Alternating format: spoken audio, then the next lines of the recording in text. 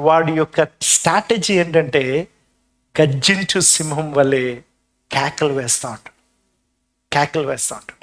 అందుకని ఈ రాజు ఒక చక్కని మాట చెప్పాడు. ఏమని చెప్పాడంటే, వాడికి మీరు ప్రత్యుత్తరం ఇవ్వద్దు అన్నాడు. ఆమేన్, హల్లెలూయా.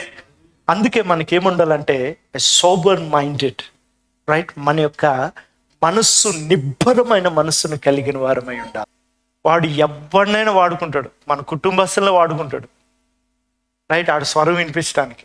కొన్నిసార్లు ఈ పుల్పీట్లో సరైన ట్రైనింగ్ లేకపోతే ఎక్కడి నుంచే వాడుకుంటాడు. ఎంత చక్కగా వాడుకుంటాడంటే ఇది దేవుని వాక్యమే అన్నట్టు పంపిస్తాడు. ప్రతి ఆలోచనకు, లేకపోతే వాడు చేసే ప్రతి కేకుకు మనం ఎవ్వరం రెస్పాండ్ అవసరం లేదు. ఆమేన్.